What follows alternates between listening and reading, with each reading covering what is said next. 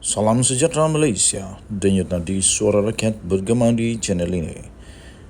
Jangan lupa tekan butang subscribe, like dan share. Malaysia kita punya, cintai Malaysiaku, kita jaga kita.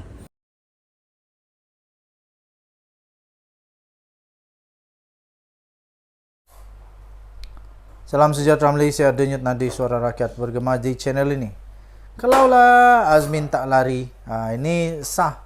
Azmin lari lah ni. Sah Azmin lari. Azmin pergi mana? Ini memang mengejutkan. Azmin kalau lari ke mana? Jika Azmin tidak lari,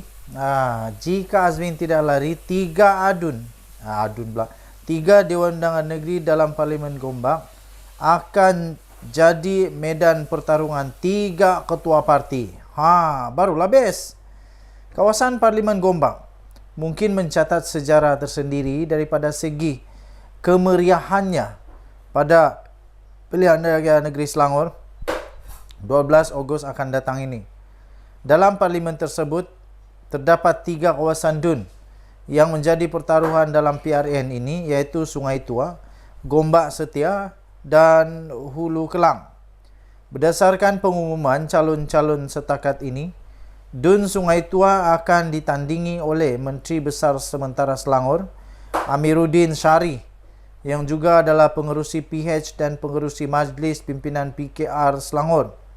Beliau akan bertanding mewakili gabungan PHBN dan kali ini adalah kali keempat beliau bertanding di Sungai Tua.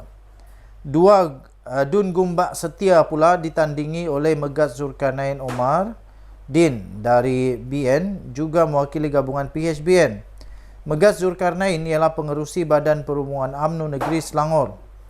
Beliau dijangka akan berdepan dengan Hilman Idham, adun sedia ada yang memenangi kerusi tersebut pada PRU 14 atas tiket PKR, tetapi kemudian melompat menyertai Bersatu selepas peristiwa Langkah Seraton.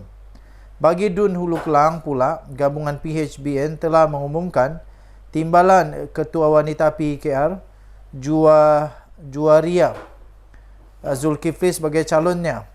Beliau juga setiausaha politik Menteri Besar Selangor.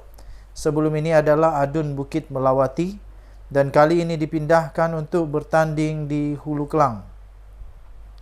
DUN Hulu Kelang sepatutnya merupakan kotak amanah, tapi berlaku pertukaran di saat-saat akhir pada DUN Batu 3 dengan DUN Batu 3 yang sebelum ini milik PKR diserahkan kepada amanah. Menjadi sebutan sejak belakangan ini bahawa Azmin Ali, pengerusi PN Selangor, akan bertanding di DUN Hulu Kelang.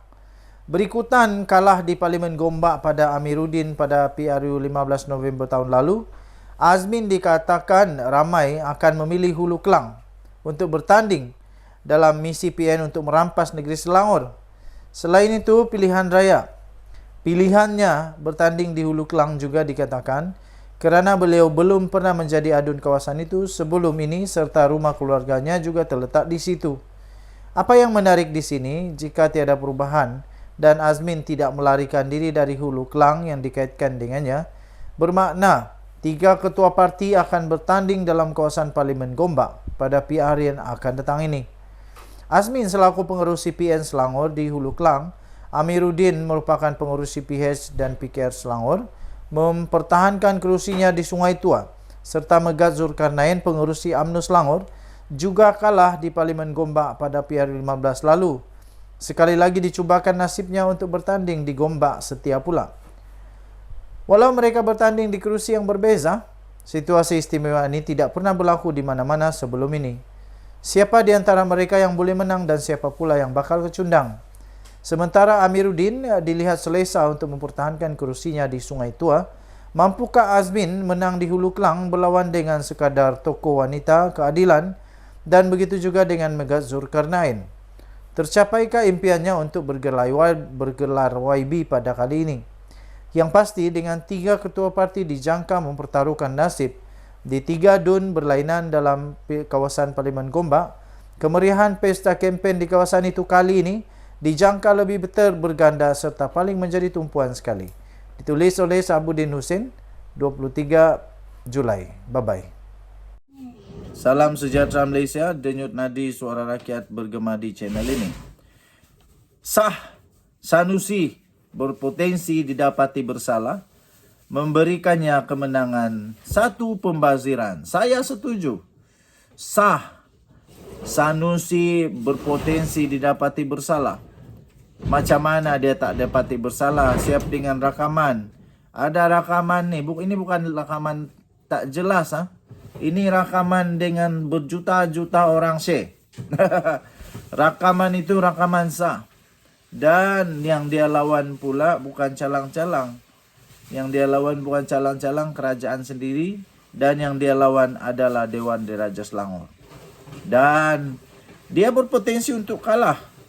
Didapati bersalah dan boleh masuk penjara, boleh didenda RM5,000. Kalau dia diberi kemenangan, itu satu pembaziran. Apabila dia kalah, dia terpaksa letak jawatan juga. Walaupun telah didakwa di mahkamah di bawah akta hasutan, selain bakal disiasat oleh SPRM berhubung dengan isu Nadir Bumi, PAS dilaporkan tetap meletakkan Muhammad Sanusi sebagai calon pada PR yang akan datang ini. Timbalan Presiden PAS Tuan Ibrahim Tuan Man dipetik berkata Sanusi akan tetap diturunkan sebagai calon dalam PRN Kedah. Bahkan kata beliau, Menteri Besar sementara itu setakat ini kekal sebagai taruhan utama di dalam usaha PN mempertahankan Kedah daripada dirampas oleh pihak lawan. Katanya insyaAllah sehingga kini beliau masih calon utama, PAS akan kekalkan beliau katanya. Kalau kekalkan dia, tiba-tiba dia kalah di mahkamah, sia-sia segala perjuangan. Mengikut fakta, kes mahkamah yang dihadapi Sanusi adalah amat serius kerana telah menyentuh hal paling sensitif dalam isu 3R, yaitu dengan memperlekeh dan mempertikaikan kebijaksanaan Raja-Raja Melayu.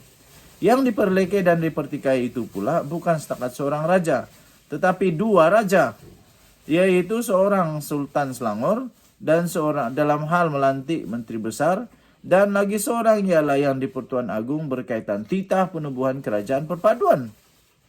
Tidak pernah ada mana-mana pemimpin Melayu hanya didorong oleh kepentingan politik sanggup bersikap celupar serta biadab kepada dua raja sekaligus. Dua raja. Satu serentak sebagaimana yang dilakukan oleh Sanusi pada kali ini nih. Belum pernah ada. Ini Sanusi buat satu sejarah lah. Berdasarkan keseriusan dan sensitifnya isu yang disentuh Sanusi itu, selain berdasarkan fakta dan logik akal, agak sukar sebenarnya untuk Sanusi terlepas daripada dikenakan hukuman atas kesalahan yang dilakukannya itu. Kedua-dua pertuduhan yang dikenakan terhadapnya ialah mengikut Seksyen 4-1-E Akta Hasutan 1948 dan boleh dihukum mengikut Seksyen 4-1 akta yang sama yang membawa hukuman denda sehingga RM5,000 atau penjara maksimum 3 tahun atau kedua-duanya jika sabit kesalahan. Dalam hal ini, jika PAS menjunjung penghormatan yang tinggi kepada raja, langkah terbaik mereka ialah tidak meletakkan Sanusi sebagai calon dalam mana-mana pilihan raya sehingga selesai kes. Membenarkan lagi Sanusi bertanding hanya mengundang risiko lebih tinggi kerana jika menang dan kemudian didapati bersalah dan didenda melebihi RM2,000 oleh mahkamah, kedudukannya sebagai adun tergugur secara otomatik. Selepas tergugur kedudukan adun, beliau sekaligus perlu meletakkan jawatan sebagai Menteri Besar Kedah. Pilihan seperti itu satu pilihan raya kecil terpaksa diadakan semula. Tidakkah ini satu pembaziran namanya? Untuk mengelakkan pembaziran masa tenaga wang, berikutan pendirian PAS tetap juga mahu mengekalkan lagi Sanusi bertanding. Kebijaksanaan kini terletak di tangan pengundi-pengundi Kedah. Amat terpuji jika Sanusi tidak lagi diberikan undi kemenangan. Sama ada dengan memberi peluang kepada parti lain untuk memerintah Kedah atau mengalahkannya sebagai adun tetapi kekal memenangkan PAS. Maka rakyat negeri itu boleh beroleh Menteri Besar lain yang lebih berwibawa, tidak merapu dan tidak mencemar institusi raja seperti perlakuan yang memalukan oleh Sanusi itu. Ditulis oleh Sabudin Husin, diterbitkan di sabudin.com.net. Kita jumpa lagi, bye-bye. Salam sejahtera Malaysia. Selamat pagi tuan-tuan dan puan yang dihormati sekalian. Terbaru, kamu cerca raja, itu nasib kamulah. Kata PM Anwar Ibrahim. Diterbitkan sabudin.com.net. Padan muka. Kamu cerca raja, itu nasib kamulah. Siapa suruh? Perdana Menteri Anwar Ibrahim menafikan terlibat dalam kes Menteri Besar Sementara Kedah Muhammad Sanusi Madnor yang sedang menghadapi pertuduhan mahkamah. Menurutnya, pembangkang memang confirm dah hilang modal. Tak tahu apa lagi lah nak mainkan. Tak tahu lagi nak cakap apa lagi sebab mereka selalu celupar. Tapi kali ini dah tak boleh celupar jadi kehabisan modal lah. Pembangkang telah kehabisan modal sehingga mengaitkan dirinya pula dengan kes Sanusi. Apa yang nak dikaitkan dengan Sanusi pula? Anwar Ibrahim tak pernah pun buat laporan polis. Hari-hari Perdana Menteri dicerca, dimaki dan dihina. Saya tidak ambil tindakan. Tidak suruh polis ambil tindakan pun, kata Anwar Ibrahim. Tapi yang cerca, yang singgung, yang menyinggung raja, yang kamu kacau raja itu nasib kamu lah. Jadi yang buat laporan polis itu Dewan Diraja Selangor. Bolehkah Dewan Diraja Selangor buat laporan polis tanpa perkenan Sultan? Tidak. Jadi itu yang kamu cuba lawan itu, harap kamu ingat bahwa kamu cuba lawan itu Dewan Diraja Selangor. Kemudian Pesuruhjaya PAS Selangor tiba-tiba pergi menghadap yang di Sultan Selangor minta ampun. Lepas itu Tuanku Tita kes belum selesai. Maka Ketua Polis Negara buat kenyataan, dia Sanusi ditangkap dan didakwa. Apa pula salah Perdana Menteri dalam hal ini? Pembangkang ni dah tak ada modal, kamu ni cakap tanggung lah. Hebat sangat kan? Katanya selepas merasmikan Majlis Sentuhan Kasih Dewa Desa Selangor dan mini karnival usahawan desa di Stadium Sungai Besar. Sanusi dituduh pada 18 Julai lalu di mahkamah dengan dua pertuduhan. Pertama, memperlekehkan Sultan Selangor dalam pelantikan Menteri Besar Selangor. Kedua, mempersoalkan tentang kerajaan perpaduan yang ditubuhkan ini berdasarkan kepada tita nasihat daripada Seri Paduka Baginda yang di-Pertuan Agong. Dua-dua ni masalah besar Sanusi. Okey, tuan-tuan dan puan-puan yang dihormati sekalian, dengan itu Sanusi ada peluang untuk menikmati hidup di penjara selama 3 tahun. Dia ada peluang untuk tinggal di penjara dengan lipas-lipas, dengan makan kuih penjara, dengan aktiviti penjara selama 3 tahun. Baguslah, supaya Sanusi boleh amalkan diet seimbang dan boleh dia turunkan berat badannya. Bagus. Jadi dia ada peluang untuk tidur di dalam penjara selama 3 tahun. Kemudian dia juga ada peluang untuk menikmati, memberikan sedekah kepada mahkamah sebanyak RM5,000 untuk denda. Atau kalau nasibnya baik, kalau nasib Sanusi lebih baik, dia boleh menikmati kedua-duanya sekali, yaitu didenda RM5,000 dan dia juga boleh menikmati hidup di penjara selama 3 tahun. Tahniah diucapkan. Sanusi bagaimanapun, walaupun sudah hantarkan surat mohon maaf kepada Sultan, tiba-tiba dia tak mengaku bersalah. Ini yang membuatkan ramai orang pelik dengan Sanusi ni.